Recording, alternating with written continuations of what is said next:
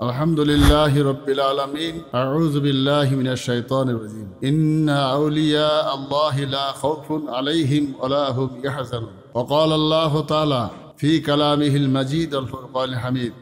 Bismillahir rahmanir rahim. Innama yakhsha Allah min ibadihi al-ulama. Wa qala an-nabiy sallallahu alayhi wa sallam al-ulama'u warasatul anbiya. Aw kama qala alayhi salam. ওলামায়ে দ্বীন যারা হবেন তানারাই নবীর ওয়ারিস, আর আলেম যারা তারাই আল্লাহকে ভয় করার মতো ভয় করে। এটা আপনার আমার নবী হযরত মুহাম্মদ সাল্লাল্লাহু আলাইহি সাল্লাম যেমন বলেছেন যে আমার পরে ওয়ারিস আমার আলেমরা, আল্লাহ তখন বলেছেন যে আমাকে ভয় করার মতো ভয় করে আলেম। সেই আলেমরা নবীগণের ওয়ারিস, বিশেষ করে শেষ নবী হযরত মুহাম্মদ সাল্লাল্লাহু আলাইহি সাল্লাম তিনি বলে গেছেন সোনার জবানে যে আল উলামা ওয়ারাসাতুল আমবিয়া। তাহলে আলেমে হাক্কানি যারা হবেন, নবীর কাজ করবেন, নবীর ওয়ারিস হবেন, আখলাকে নবাবী তাদের মধ্যে থাকবে, তারা মানুষ তৈরি করার কারিগর, কোরআন এবং হাদিসের কথাগুলো মানুষের কাছে পৌঁছে দেবে। কিন্তু আজকের দিনে এই আলেম ওলামারা যাদের দিনের দাওয়াত দেওয়ার জন্য আল্লাহ আলেম বলে নির্বাচিত করেছেন, আল্লাহ ভালোবেসে তাদের এলেম দিয়েছেন, নবী তাদের ভালোবেসে নবীর ওয়ারিস বলেছেন, অথচ তাদেরকে মোটা অঙ্কের অর্থ দিয়ে এবং কন্ট্যাক্ট করে অধিকাংশ বক্তাদেরকে সাধারণ মানুষেরা ধর্মসভায় ধর্মগুরু বলে আমন্ত্রণ করে, দাওয়াত করে এবং তাদের কাছ থেকে ধর্মের কথা শুনে অনেকটা অর্থের বিনিময়।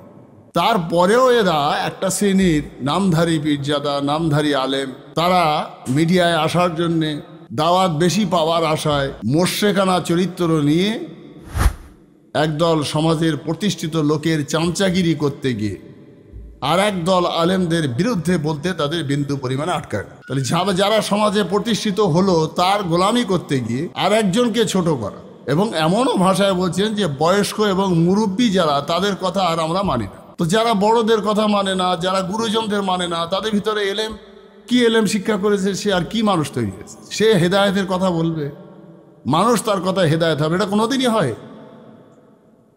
এরা মাইকে উঠে বড় বড় কথা বলছে যে মানুষের দোষ গোপন করো, কিয়ামতের দিনে আল্লাহ তোমার দোষ গোপন করবে। তুমি কেমন আলেম যে নবীর ওয়ারিস? তুমি আলেমের নোংরা চরিত্র, সে সঠিক কি বেঠিক যাচাই নয় বাছাই নয়, তার বিরুদ্ধে বাজার গরম করে দিয়ে তাকে পচানো, আরেকজন আর মন জয় করা। তাহলে এরা কি? এরা কি আসলে ধর্মপ্রচারক? এরা কি সত্যিকার আলেম? না, এরা পীরজাদার নামে কলঙ্ক, যে সমাজ তাকে বিভ্রান্ত করে নিজেকে প্রতিষ্ঠিত হওয়া এবং খুব বড় কথা বললেই যে সমাজের মানুষ অনেক দাম দেবে সব ভাবা। সে যেই হোক না কেন, কোরআন এবং হাদিসের কথার সঙ্গে তার কাজের মিল হলো না, এবং সেই কথাটাই সমাজে সে বলল।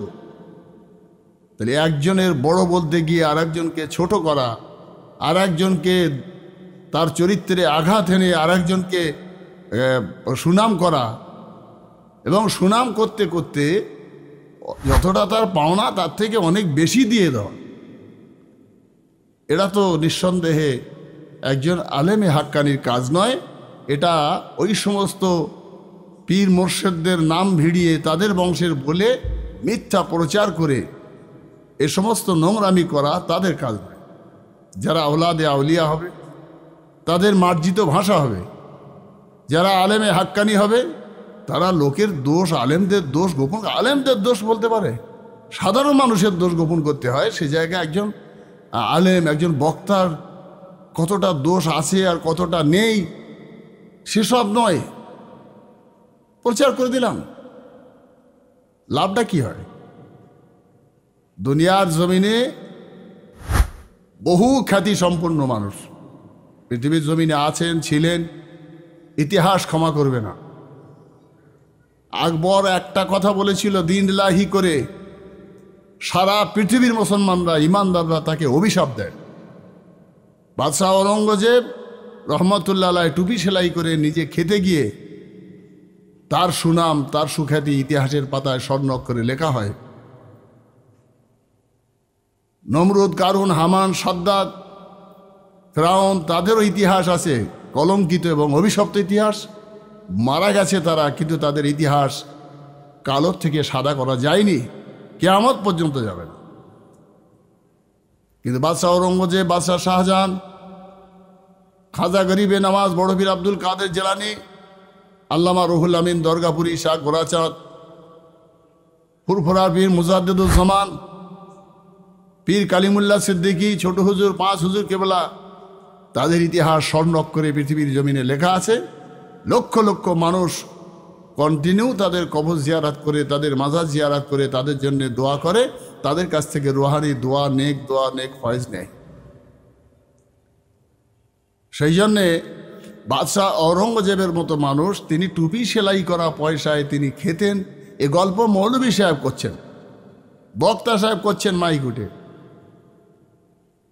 বাদশাহ ঔরঙ্গজেব রহমতুল্লাহ আলাইহির কাছে একজন মানুষ গেছেন, দুটো কথা বলবেন। দারোয়ান বলল, হুজুর একটা লোক এসছে, তাহলে পাঠাও। পাঠিয়ে দিলেন। বাদশাহ মানে ভারতবর্ষের নয়, ভারত, পাকিস্তান, বাংলাদেশ, শ্রীলঙ্কা, আফগানিস্তান বিশাল সাম্রাজ্যের খলিফা বাদশাহ হজরত বাদশাহ আলমগীর রহমতুল্লাহ। তার দরবারে লোকটি ঢুকলো। ঢোকার পরে জিজ্ঞাসা করছেন, বাবা তুমি কি তোমার ব্যক্তিগত দরকার এসছো, না সমাজ রাজ্যের বা রাষ্ট্রের জন্য? তো বলছেন, হুজুর আমি আমার নিজের দরকার এসেছি। হযরত বাদশাহ ঔরঙ্গজেব যে চেরাগ জ্বালিয়ে বসে কাজ করছিলেন, সেই চেরাগটা লিভিয়ে দিলেন, আর একটা চেরাগ জ্বালালেন। কথোপকথন হওয়ার পরে লোকটি চলে যাওয়ার সময় জিজ্ঞাসা করছেন, হযরত একটু আগে তো একটা চেরাগ জ্বলছিল, তাহলে আবার ওটা নিভিয়ে ফের এটা জ্বালানো, দুটোই তো একই, ওটাও সরিষার তেলে জ্বলছে, এটাও সরিষার তেলে জ্বলছে। বাদশাহ ঔরঙ্গজেব রহমতুল্লাহ বলেছিলেন, রাজকোষের পয়সায় ওই কাজটা আমি করছিলাম, ওটা রাজকোষের পয়সার তেলে জ্বলছিল চেরাগ, আর এখন যেটা জ্বালিয়েছি এটা আমার নিজের রোজগার করা পয়সায় তেল কিনে চেরাগ, সেই জন্যে আমার ব্যক্তিগত পয়সায় নিজের পয়সার তেলের চেরাগে তোমার সঙ্গে কথা বলেছি, যাতে খোদার কাছে গিয়ে আমার কৈফিয়ত না দিতে হয়। এই কাহিনীগুলো আমরা বলি মাঝে জলসায়।